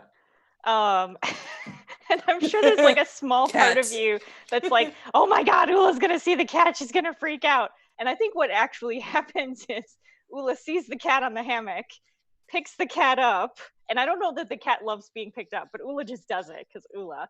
And then she just sits down and puts the cat on her lap. And I don't know if the cat stays there. I think that there's like an awkward like, yeah. Hello, human. Are we doing this? You're like cuddles, and it's like cuddles accepted. Yep. So little protocol initiated. Yeah. Yep.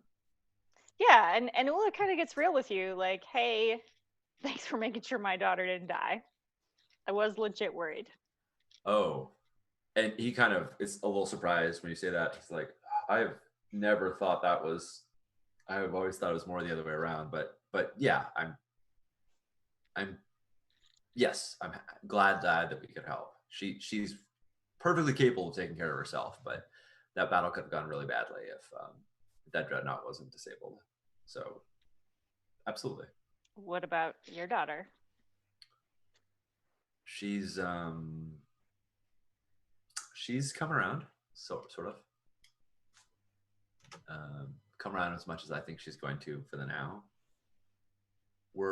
And I feel like you probably picked up some of this from Nita already, so I don't think I don't think Whisper's like breaking this to you for the very first time, but he's like, we're gonna free Procyon. And we're gonna cut ourselves off from the hegemon. I think she just starts laughing. I'm sorry, but I think she does. Yeah, that's totally great. What? What are you laughing at? What are you talking? What? Hold on. I've been mocked by your daughter plenty. I don't need it from you too. I mean, listen, I thought Alanda's plans for the sector were grand and unpredictable. Yeah. And then you shared your plans. And, Persephone's not known as being unpredictable for nothing. I'll say that. It's true. I feel like I'm hoping that that I'm tempering and that my daughter is tempering your daughter a little bit, and that together your Alanda's audacity and Rowan's thoughtfulness and planning could actually make this work together. We need a little of both. Yeah. I don't it's hard for me to see Alanda bending on anything, but it would be nice.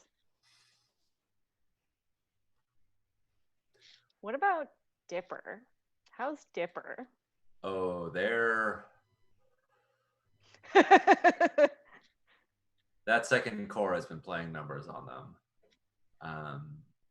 They're changing. They're becoming a different person.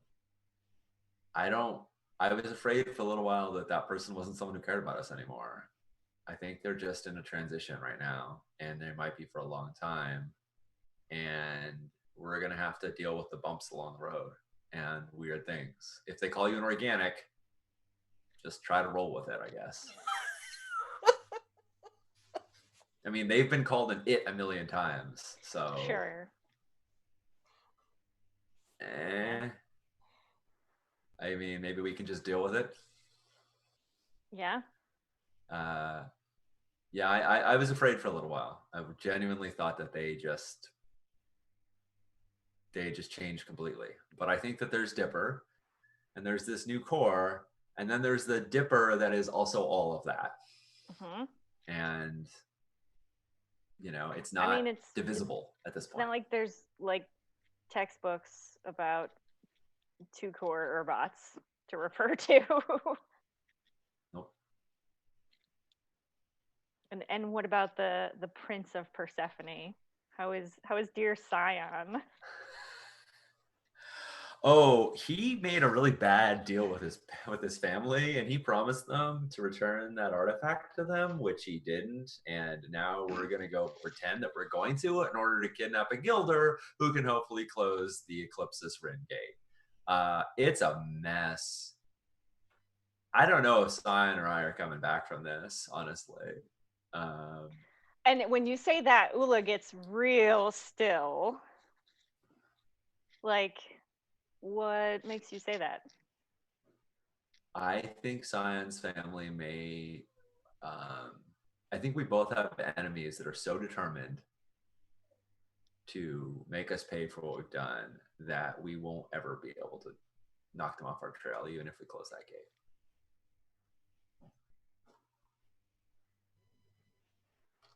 I have really shit on the Legion 51's Christmas. Sure. But what makes you think that we don't? And when I say we, I mean Persephone. What makes you think that you are somehow someone's enemy and not all of us as a group?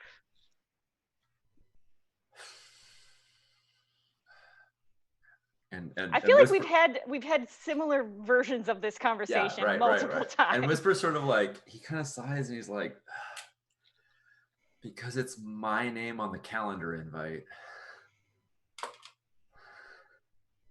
And that is like the most bureaucratic red tape like stupid thing, but yeah.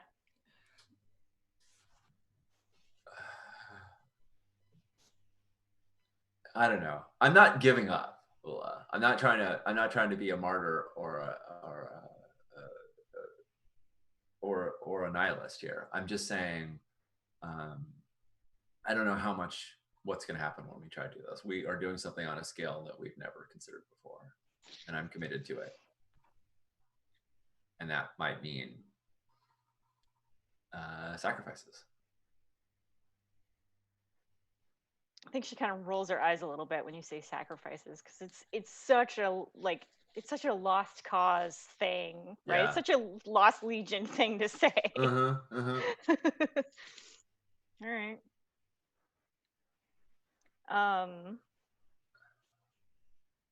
Yeah, I don't know that she has anything to say to that. I think she gets your deal now. She gets where you're coming from. I think there's a little, but like Whisper also feels it's really important that she okays it. It's her ship that we're doing all this on. Yeah. And so he does look to you like, is that okay with you? It's as much your ship as it is mine. All right. You've changed half this thing anyway. You put crew quarters on. You're repainted. Whoa. Yeah, I think that's how the scene ends. Like, Nice. Love it. Awesome. Cool. Thank you. I needed that. It was great. Does anyone else have scenes before we head out? I mean, Ula wants to see Dipper, but yeah. I wanted to try to acquire an asset. Great. Spend a coin for an extra downtime action. Do it. Yeah. Well, it depends. If you're like, what is the asset? The thing that I'm looking for is like a personal body shield for use in like personal hand-to-hand combat. Oh, you mean like a dueling shield? Yeah. Those are usually artifacts. Oh, really? Yeah, that's called a light shield. They can't exist. They're just not, artifacts are not traditionally for purchase. They're like hugely illegal. And I mean, there is actually a person in this sector with one. It's a member of the Crimson Wolves. It's an Assassin's Guild. We haven't seen them on screen. It's not really important. I'm just filling in stuff from the book. But yeah, you know of light shields, but getting them here is very difficult. You know, the person that you know for sure has one is Malclaith, but it's not the sort of thing that's like commonly You can't found. just ask them for it. Yeah. There are a couple of people that we've seen that could either have one or know where to get one. The person that I'm thinking of is episode 1. When you land on a Ketty, there was a noble that led like a group of explorers there. Like they were called for lunch or something, I think. That person has like freaking lightsaber on their hip. They probably have a dueling shield as well. They traditionally tend to be in the hands of someone. It's not the sort of thing that's like usually on the market. Like there aren't like 30 of them on a wall, right? So, like pitch me a story. Like how would you acquire one? I mean, I know that we're heading into a circumstance in which I'm likely to have a conflict with my family. Sure. It's likely to come down to some kind of like close quarters scrapping. Loving it. I'm looking for slow blade pierces the shield. I'm 100 in. Yep. I'm looking for something that will even the odds for either myself or a compatriot of mine who is a little more skilled with the blade. Okay. Who would? I mean, the person that you probably know the best, who probably has the most to say about this is I'm blanking on her name. Your mentor, Horrocks. Yeah. And Horrocks, unfortunately, Horrocks's best advice is you keep looking for shortcuts. Simply learn the blade. What is wrong with you? Like, right? Like. Stop trying to cheat the system. You already know how to deflect. All you need now is something to fight with. Like, but if you push it, you do have mystic contacts and stuff like that. Like, if you connect the dots for me, the problem is that if you're just like, Strash, I just want, like, if someone's like, I want a cloaking device, I'm like, that's cool. I would like a cloaking device too. Where do you get one? So like, but I'm not making it impossible. All I'm saying is like, I need a little bit more narrative that justifies why such a thing might be accessible. I have an idea, Stephen, of a path you could follow. We rescued Malfin from a Ketty. Those were Malfin's buds. They were traveling together, and he is ostensibly on the Cove. I mean, that's where we brought him. So he should be here and could put you in contact with them. And I feel like that's an angle to approach that. It doesn't guarantee it, but it's like one way you could be like, hey, we did you a solid. Could you could I borrow this for a couple weeks? Yeah. I like that. I think that's a really plausible story. That is a much more likely way to acquire this thing, right? Like that's all I was asking for is like, what's the story, right? And so like, I think what happens is what episode is this shown? 17, something like that? I think this, I think this is like 12. Okay, great. So episode 12, we flash back to episode 1, right? Like, and you go to see Malfin. Is anyone else coming with you? Perhaps an Urbot? I was going to invite Dipper. Oh, how wonderful. Cool. Yay. So what does this look like? Sorry, I'm about to stir shit. Continue. I think probably like the scrolls that I acquired for Dipper about Urbots using the way included reference to this artifact, which is how I even like really know that it exists, right? Is like, I've heard of. It's not that rare. There are hundreds of them, but it is rare enough that there are not like millions of them. Yeah, right? I think it's like I knew of them from my upbringing, but like duelists have them sometimes. Maybe I have, maybe I've never even actually seen one. Maybe it's like something that like my family's house guards had, but only brought out like annually for ceremonies or whatever. But then like duels. Yeah, as I'm like hanging out, reading this stuff, thinking like, okay, what is this confrontation likely to look like? psi blades or vibroblades and personal shields. Shit. And then I remember this information that I was reading in the scroll. So that's probably how I like it. Boop, boop, boop, boop, boop, like to Dipper's room, like, hey, Dipper, you still got those scrolls? And then I'm like, I'm thinking maybe, Malclaith, or not Malclaith, Malfin and like Ketty and blah, blah, blah. What do you say? Should we go? I think we should go. Awesome. I've been needing a distraction recently. Yeah. Yeah, something fun for Dipper to do rather than talk about their internal makeup. I think he's been like, I missed you, Scion, like moment there, because I miss our nights out, and I miss sort of mixing up my circuitry in a fun way. Yeah, there are probably pictures of Urbots activating some of these shields and stuff like that in there. Like, it looks like a heavy frame with like bubble shield of some sort. Oh, cool. Yep. So yeah, I think you absolutely find Malfin, and he'll get some beers at like whatever their little like outdoor area with the like cafes around is, and chat with you happily. So what do you say? Malfin, back on Aketi, you know a guy. He seemed to... I know a lot of guys. Yeah, but this guy had something that set him apart. He seemed to have one or maybe more Urtek artifacts. We're looking for something that looks like this. And I just like open the scroll to the page of like the Urbot with the shield. I'm like, we've got a little scratch to spread around. We're really only looking to borrow it for a week or two. You're in luck. Your friend's actually on station. They're you know about their quest? Of course. Oh, no, seriously, there's a bunch of them. They all swore some like oath to look for some famous artifact that's supposed to change the future of the hegemony or some nonsense.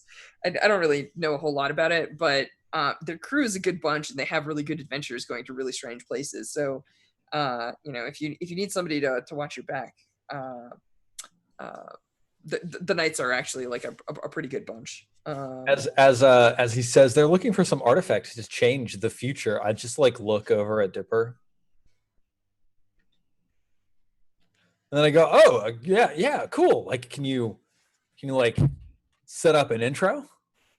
Yeah. That's actually why we got the artifact that we did get for me, and he like casually mentions that, and like opens his coat slightly to show the artifact that you folks, everyone's seen in episode 1. Nobody's shocked by this, except for Dipper's ghosts, which is part of why I asked this, because they're just like, the second artifact, the quest, right? Like, they're like, oh yes, we need to take this from this organic right now. The Holy Grail. Well, I mean, this was the oath, right? Like, this is like, assemble the 3 artifacts, return them back, the Concordiate Knights, that's what their name is. Nice. Nichols Nimamar.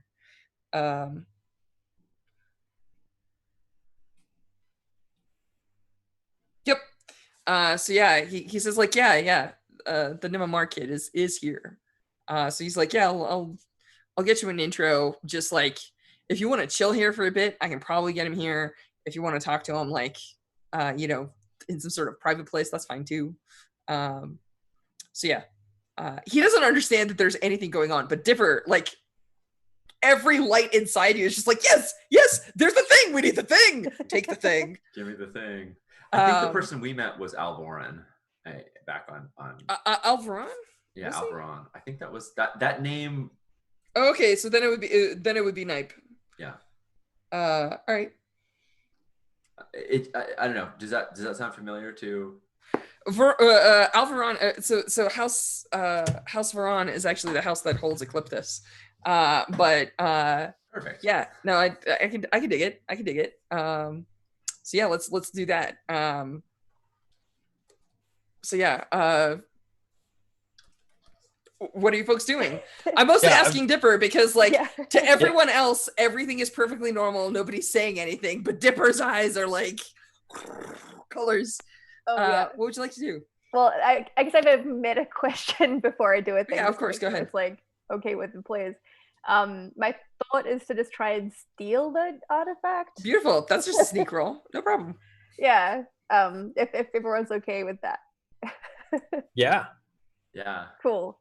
Yeah, I think Dipper feels this. The compulsion is too much. Like this is like part of the oath that is like written into their core. Yeah. So I think Dipper will try and look for an opportunity to like, thief it quietly because I feel like The like, subtle punching approach. someone- How yeah. quaint. To acquire the asset. Yeah. All right, cool. So yeah, you have a meeting with the noble. Why don't you make a acquire assets roll here, Steven? It's just the crew tier +1 for using a contact and Dipper. What would you like? This is kind of a risky roll, right? Like you're trying to This fleece is a pretty pirate. risky. Yeah. And I'm not that good at sneaking. And someone who's pretty familiar with this artifact, right? Like the way we met Malfin is that he had been cycling time over and over and over again until we could finally get him off and avoid that concordance cannon, that blew us up. And so I don't feel like he'd just be like, now where did I put that? My keys, right? Like it wouldn't just be like I'm sure I left it back. Well, no, I mean, it's interesting, right? Because like if you roll poorly, then you have a human hand going, all right, now we have to have a conversation. Right? Like I feel like it's gonna go that route. that's fine. That's an interesting scene, right? Like let's do it. Okay, cool. So I'll just roll it. I think it's probably a skulk. Yeah, skulk. That's right. Sorry, sneak is different game. What is my position effect? I'm guessing I'm just waiting for an opportunity to. It's risky standard. There is no limited effect. Either you get the thing or you don't. Cool. Yeah, consequence, of course, being discovery. Like you get the thing, but you're discovered. Awesome. I will push myself for a bonus die. Yeah. 2 3s. Yep. I think that's pretty much exactly it. There's like a moment where like, Malfin catches your hand and has a blaster out and it's just like, I'm sorry, what was that? Like, and Scion, you're right there, right? And Dipper's like, clearly trying to fleece this guy. Yeah, just really quickly, I'm like, oh, hey, sorry about my friend here. They're just really curious about these artifacts. I had another one, and I just let them hang on to it for me because they were really, really curious about it. They just wanted to take a closer look, right? Hey, we're gonna go. Thanks for setting us up that meeting.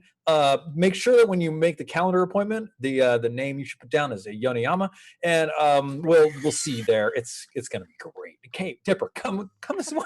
Desperate way, please. Check, please. Go to my room. Thanks. I'm so sorry. Oh my god. Yeah, do you just do you let me pry you away from this tense situation? I think Dipper's is short circuiting because yeah, it goes get the thing and Dipper's like I can't get the thing literally, and I think it's maybe their eyes even sort of dark out for what do you mean literally? We can't take it. Right. There's just an organic in the way. Maybe a dozen. Who cares? Right? Who cares? They'll die soon anyway. Right. Just sit on this one for 100 years. He'll die. Yeah, it's okay. That's acceptable. I put my hands on your shoulders and I say, Dipper. No. Scion, I need a desperate sway to diffuse the situation and get Malfin to back down. Yeah, sure. Let's see. I'll push myself. Hold on a second. When you said when you make the calendar appointment, put it under Yoniyama. Yeah. Do you want me to come over a comm and be like Sean checks his calendar every 30 seconds. Yeah, exactly. And just be like, exactly. Do you want me to be like, what is this? Do you want me to pop up over comms? Because we're in the same station, right? And pop up over comms and be like, I just got an alert. What's going on? And I'm trying to offer an assist die if you would like it, because I can be like, oh yeah, we need to get this. This is very important. And please thank Malfin very much for his generosity. Right. Yeah, absolutely. Yeah. Yeah. you know, right. Does that sound cool? That sounds great to me. Like, oh, hey, by the way, our captain is on the line. He really wants to offer you his personal thanks for setting this up. All right. So I'm spending a stress to assist, which gives you a die, and if you're pushing, it means you only cost you 1 stress. Okay, so I'm actually gonna push myself to cloud his mind. Oh, holy shit. Wow, he is so not expecting that. Usually he's like a candy space pirate, but you can absolutely friggin' just mind whammy him. Yeah, go for So it. good. Hey, my friend didn't mean anything by it. They're just really curious about this kind of thing. And These I'm are going not to the artifact. These are not the droids you're looking for. yeah. Yeah, go for it. And I am going to spend 1 stress additionally to give him only vague memories of That this. sounds good. Look at you flexing your. I feel like they kind Secret of ripped muscles. me off, but I can't quite remember. He's like, there was something, Maybe but they it could have just been that stuck vague, me or with I'd the bar remember it. tab. Yeah. Yeah. Who's this And, young fellow? So I'm only pushing myself for the side dancing, and then I'm swaying. I Desperate. think with side dancing though, I think Sunder is the only one where you don't get the die. So when you push yourself, let me double check. I don't know. You know better than I do, but you probably still get the bonus die. Think so. Usually you do. Yeah. Let's take a look. If it's worded as when you push, you may push yourself. Yeah. Oh, maybe not. Yeah, it's not entirely clearly worded. Well, it's fine. I'm gonna roll 2 dice plus my side dancing here. So desperate standard. Yeah. Yeah. Okay. Add a die for the assist as well. Okay. Because I was definitely. Well, there you go. Huh. So I think you 100% do, and there are not going to be any problems now. The consequence is he'll figure out later what's going on. So the next time you're back on station, he'll be like, "Hang on a sec." Mm-hmm. Yep, I'm cool with that. Yeah, we're definitely coming back to the station. You know, like the Cove is now like our base of operations in a lot of ways. Yep. So like you know, lead Dipper Actually, away. let me put it a different way. He will not remember why, but he will not trust you folks. Yeah. He'll remember that we're shady. Yes. Yeah. Pupper. All right. We'll remember that we have an adorable puppy who's antsy. Cool. So you acquire an asset. You're gonna get a light shield. Should at least be like you might have to spend a couple extra coin because like it should still be or cred. Sorry, we're working a different system with coin. But if you spend a couple of cred, you want it to be at least like tier 3 because that'll make it roughly the right sort of thing that you need. I never rolled, or is this sway the acquire asset roll? No, this way was you try and basically when you side dance someone, you sway them. Yeah. Okay, so then I also need to roll my acquire assets, which is crew tier plus 1 for using a contact, and then you need to spend coin to like make up the difference between what you want and what you get. Yeah, because like if you want a blaster, you just have one, but if you're like I want something hard, then you have to roll for it. And then sometimes it's like you not only need something hard, you need a minimum tech level. So yeah. Do I get an extra die for like doing this with my good friend? Yeah, that's what the extra die is for. Yeah. No, sorry, I meant Dipper. Oh, not in addition. Whenever you take so acquire assets is rolled by crew tier. It's not an action. You don't roll an action to acquire an asset. And the reason I gave you +1 is I was considering Malfin the contact, right? Because you both role played it and you saved him before and he owed you a favor. And the mechanism for my friend is helping me out is 1 die. So because you did it with Dipper and or Malfin, it's still 1 die. It's not like an additional 1 die. I just wasn't sure based on adding them to my friends list. All right, cool. Then roll 2d6. I got a 5. So that means you it's get tier 1. Correct. So you're gonna have to spend 2 additional cred, and then that's it. You just have a light shield for. Yep. I dump a bunch of my stash, and now we have a light shield. Done. Nice. Cool. Do we want to make an engagement roll? Yeah, let's do that. I've got a job to do. That's right. We got a job. Sean, you're usually our engagement role. Sure, I'll do it. Person. Let's talk about it. So, we have to pick a plan. I think the plan is a social plan because it's a social connection because we've got a meeting with them, or it could be a deception plan. I think it's probably a deception plan. It's like pretend to have a meeting and then use that as Does it pretend smell to like chloroform? Yeah. yeah, right. So I think it's meet and capture. So I think it's a deception plan, and the method is use the ruse of both Scion returning his artifact and us having a meeting to get the guy. Yeah. So start with 1 die. Is this plan particularly bold? I think this is maybe the boldest plan that we've had. Go to another sector that none of us know and steal one of the 3 guilders in existence that knows how to close gates. I don't know. What do you Amazing. think? Yeah, I feel like. All right, sure. Yeah, this feels bold. It's 2. Is it overly complex? I don't think so. No, because you're not actually setting up any additional contingencies. You're just like, we already did all the stuff in roleplay. We're good. Yeah. So I think traditionally Harper would say, don't even do this much. But I think that mostly what I wanted to see was interactions between some of the players, like the fact that I wanted to see how you and your ex-wife reacted to each other after the events of previous episodes. The setup was completely secondary. Yeah, agreed. So. Yeah. Does the plan expose a detail? Does the plan expose a vulnerability of the target or hit them when they're weakest? I feel a little bit like we could say that it does because no. Okay. No.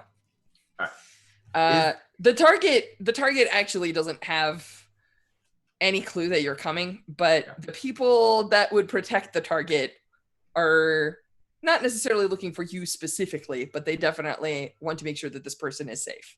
So, all right. You have personal security. They may not know that your ship is the danger, but they definitely know that people will occasionally want to kidnap one of the 3 people in existence that know about gates. So is the target strongest against this approach?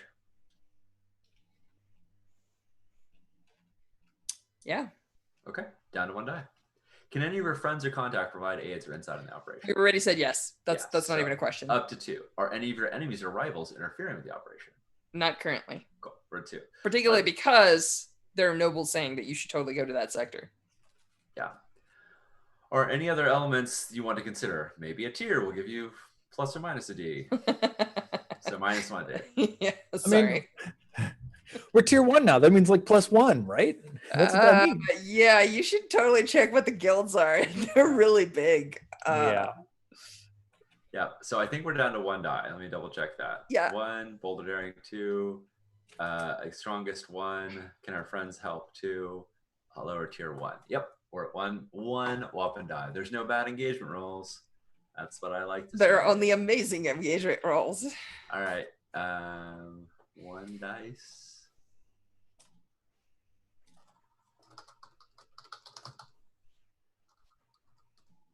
Here we go. All right. Risky standard. Of course. That sounds perfect. We should totally take a break and come back and jump into the thick of things. So all right. See y'all soon.